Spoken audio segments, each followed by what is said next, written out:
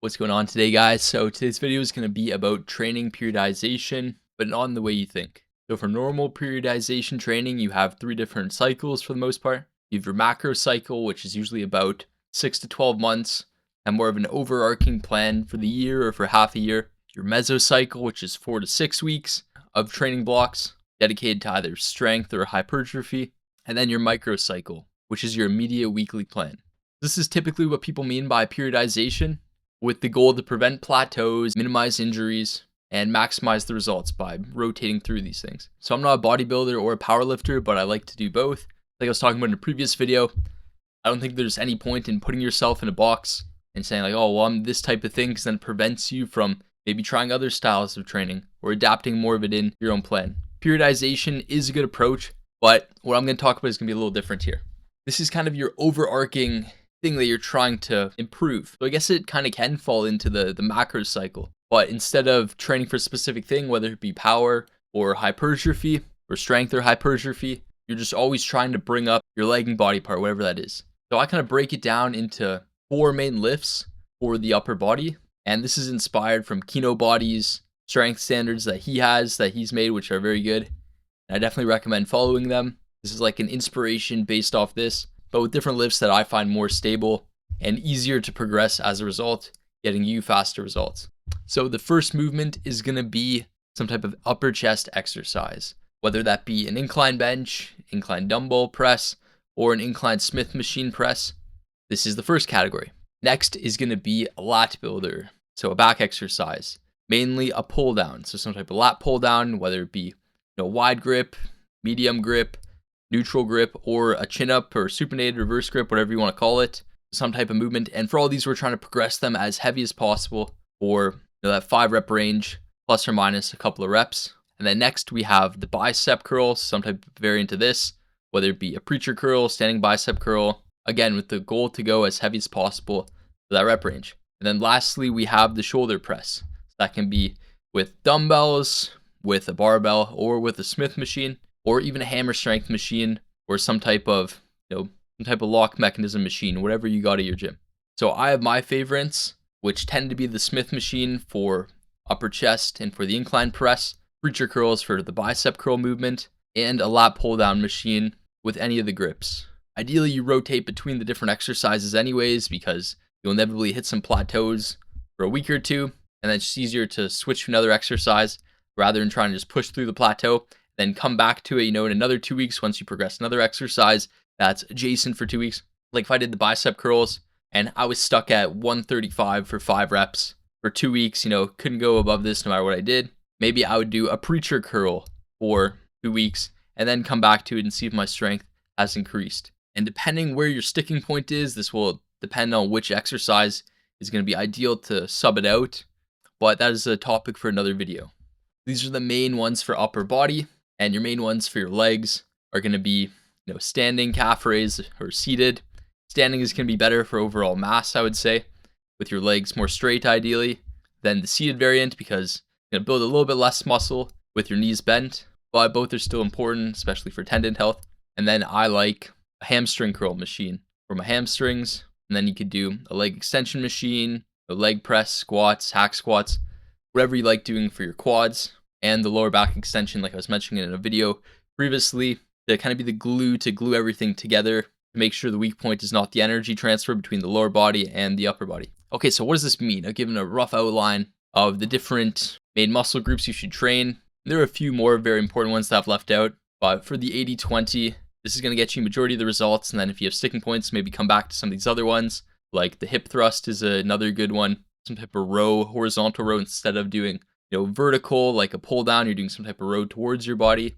Then maybe some type of, rear delts exercise, like face pulls, or the reverse pec deck, some type of trap exercise, like shrugs, and a pullover exercise for your shoulders, serratus, and maybe an external rotation exercise for your rotator cuffs. Some are more important than others, but it's going to depend on your strength percentile. So I like to use strengthlevel.net to kind of see where your strength level is at, and you're only competing against yourself. So you put your age, you put your weight in, and then your lift for the amount of reps. It'll tell you what percentile you're in against other people who are the same weight as you. It's a pretty good representation for how strong you should be, and it is surprisingly accurate. It's actually funny because most of the time when I'll put a lift in, maybe just start a lift out of nowhere, maybe just start a lift that you haven't done before, and you thought you're relatively strong on it, you put it in, and then it's a much lower percentile compared to your other lifts. Maybe you're like top 40 percentile or top 60 when you're top 80 or 90 for your other lifts. And then you think, well, maybe the strength level is off a little bit for this, which in some cases it might be, but 9 out of 10 times, usually this means this is a weak point for you, which is a good thing, right? We found an area that we can improve on, which will help all of our other lifts go up as a result. But I digress. The point of this video that I'm trying to get into is that you can really only focus on one thing at a time. So you go over, kind of the main system of movements that you can do, and depending on your strength percentile, usually there will be like 1 or 2 glaring areas that you're much weaker in than the others. Perhaps you're much stronger pushing things than pulling things, which in that case, we'd want to spend more of our time and energy focusing on getting the pull downs and the bicep curls up, as this is going to balance out our physique and make us stronger on the other exercises, because balance is key, as we know. Or maybe you might have the opposite problem. Like for me, maybe you have very long levers, your arms are very long, so pressing movements are much more difficult than pulling movements, because you have farther range of motion you need to travel. This is kind of the point of me making this video. I tore my rotator cuff, maybe a year and a half ago, 2 years ago, and a lot of rehab, had to spend a lot of time getting back to where I was before. So about 3 months ago, I got back to where I was initially, and in the past 3 months, I've increased my lift by 50 pounds, which is very good. I'm close to the goal of where I've wanted to be for this. I said to myself before I would start making perhaps some fitness content. We'll see about this. That's kind of a topic for another video. Lots of topics for other videos, I guess. But anyways, I was only able to get this up 50 pounds by making this my main focus. So you can say this is like my main focus of my macro cycle. I didn't really think about it in that terms of like periodization, but more as in this is my main goal that I'm focusing on for the next year or 6 months or however long it takes me to get to these benchmarks that I've set for myself. So these other lifts are going to take a back seat while I'm progressing this. Once you've been lifting for a couple of years, you're in that intermediate to advanced category or advanced to elite, it becomes progressively harder to advance your lifts. You can still make very good progress and it can still go very quickly, but you have to be more specialized and more intentional about what you're doing. For instance, when you'd start off, maybe you could do squats, deadlifts, and bench. Just like everyone else, that's what I started off doing for the first year or two, maybe after a bit of calisthenics before then. And everything was going up, right? Everything was good because you're starting off, you have all this energy, you're able to recover a lot better, and the weight is relatively not as heavy as it is when you get more advanced. Once you're going a little heavier, not ideal to do squats, like heavy squats and heavy deadlifts in the same session. Maybe make progress for a little bit, but I promise you're not going to make good long-term progress on either if you're doing both of them in the same workout or like the day after each other. It's just too much stress on your central nervous system and on your joints and your body in general. Your mind too, right? Just lifting all this weight. So you'd have to get to a point where you'd be like, I'm going to either progress the deadlift for a little bit and not do the squats, or maybe let the squats take a back seat, not go as heavy, or I'm going to progress the squats and really try to progress this and get strong at this, add on maybe 50 pounds and take a back seat for the deadlifts for a little bit. It's the same thing depending where your weak points are. So I gave the 4 main things for the upper body, because let's be honest, most of you guys are probably trying to increase your upper body, get more of that X frame or that superhero Dorito look, right? Which if that's the case, your incline chest movement, find the percentile, your pull down movement, find the percentile, bicep curl, and shoulder press, find the percentile for these. Whichever one is the lowest out of the 4 lifts, focus on progressing this up for a bit. Not saying you don't do the other 3 areas, because 2 and 2 are going to go hand in hand, right? Progressing your shoulders and your chest is going to go hand in hand, and your biceps and your pull down movement will go hand in hand. Then over time, the movement you train more, it'll catch up or supersede the other ones.